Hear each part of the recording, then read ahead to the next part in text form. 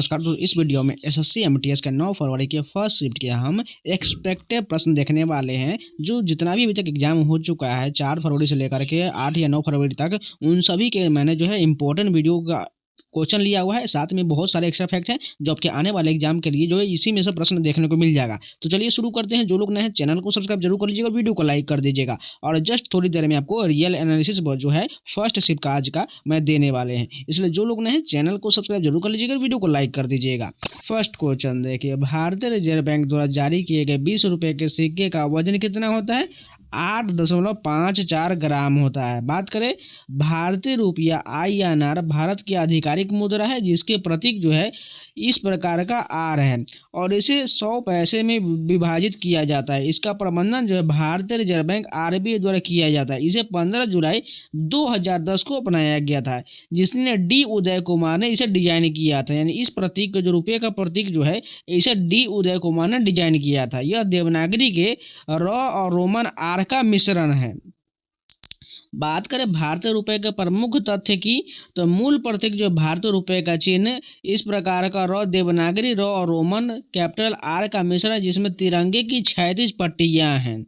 इतिहास की बात करें, रुपया शब्द की उत्पत्ति संस्कृत के रुपये यानी चांदी से हुआ है। शेरशाह सूरी ने 1540 से 45 के दौरान पहला चांदी का सिक्का जारी किया था। नियामक की बात करें तो भारतीय रिजर्व बैंक यानी RBI नोट और सिक्के जारी करने वाली एकमात्र संस्था है। बात करें प्रचलन नोट में 10, 20, 50, 100, 200, 500, 2000 रुपये के मूल्य वर्ग में उपलब्ध है, लेकिन 2000 के नोट को वापस ले लिया गया है। बात करें नोट पर चित्र जो है 10 रुपये के नोट पर कोणार्क का सूर्य मंदिर जो उड़ीसा से संबंधित है। 20 रुपये के नोट पर एलोरा की गुफा जो महाराष्ट्र से संबंधित है। 50 रुपये के नोट पर हम्पी कर्नाटक का चित्र बना हुआ है। 100 रुपये पर रानी की बाव जो गुजरात में है। 200 पर सांची का स्तूप मध्य प्रदेश में है। 500 रुपये की बात करें इस पर लाल किला दिल्ली का चिन्ह है। भाषा की बात करें नोट पर 17 भाषाओं का प्रयोग होता है, जो हिंदी और अंग्रेजी सामने और 15 अन्य पीछे होता है। विशेष बिंदु की बात करें तो 1 रुपये के नोट पर वित्त सचिव के हस्ताक्षर होते हैं, जबकि अन्य नोटों पर RBI के गवर्नर के होते हैं। भारत दुनिया का 5वां ऐसा देश है जिसका अपना प्रतीक चिन्ह रुपये का र है। 2016 के विमुद्रीकरण के बाद 500 और 1000 के नोट पुराने नोट को हटाकर नए नोट लाए गए। भारतीय रुपये का अंतर्राष्ट्रीय कोड INR है।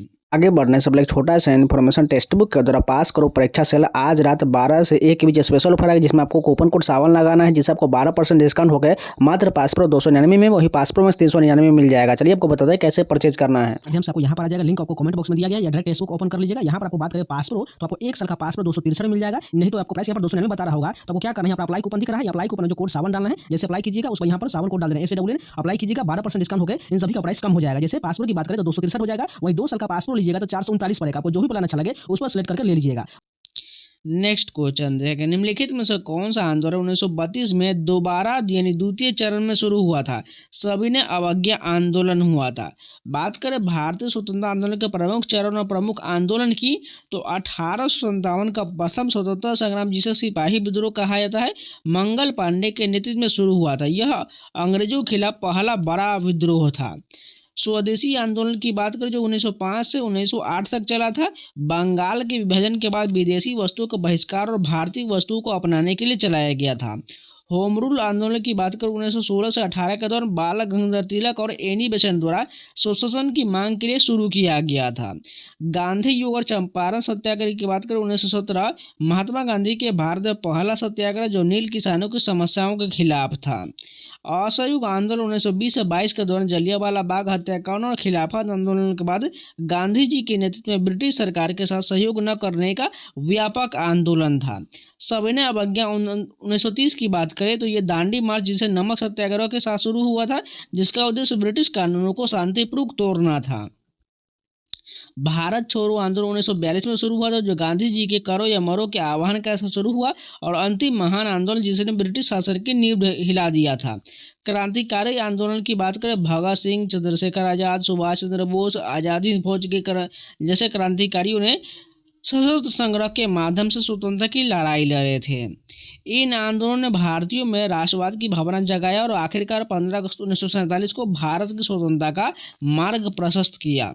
नेक्स्ट क्वेश्चन देखिए, बाजार मूल्य पर सकल घरेलू उत्पाद यानी जीडीपी से क्या घटने पर साधन लागत पर सकल घरेलू उत्पाद यानी जीडीपी फैक्टर प्राप्त होता है? शुद्ध अप्रत्यक्ष घटने से प्राप्त होता है। बात करें जीडीपी का पूर्ण रूप ग्रॉस डोमेस्टिक प्रोडक्ट यानी सकल घरेलू उत्पाद होता है। परिभाषा की बात करें, एक वर्ष में देश की सीमाओं के भीतर उत्पादित अंतिम वस्तु और सेवाओं के कुल मूल्य को जो ही जीडीपी कहा जाता है। इसका आधार वर्ष की बात करें तो 2011-12 है, यानी भारत में जीडीपी गणना के लिए वर्तमान आधार वर्ष 11-12 है।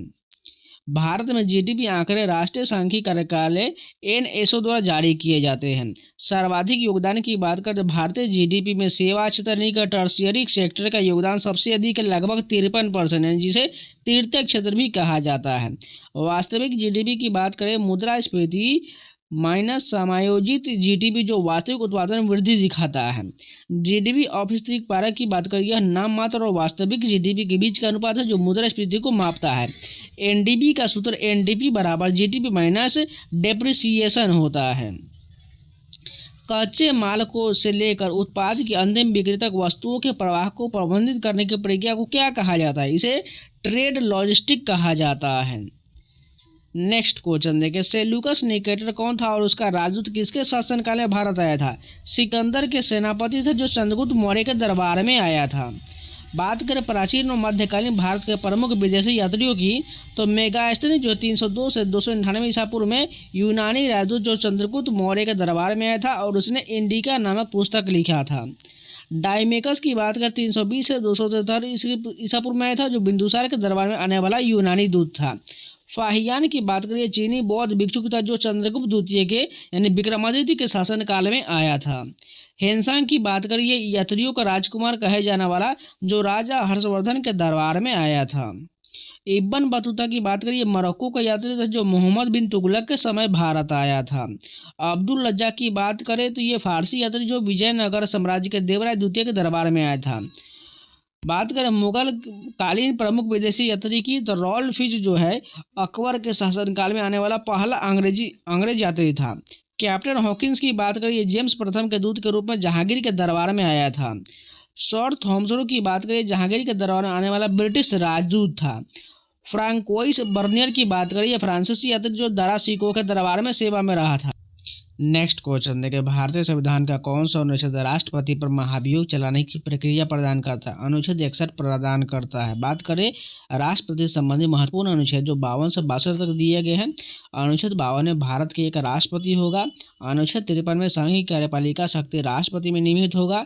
अनुच्छेद 54 में राष्ट्रपति का निर्वाचन संबंधित है। अनुच्छेद 55 में राष्ट्रपति के निर्वाचन की रीति यानी तरीका का उल्लेख है।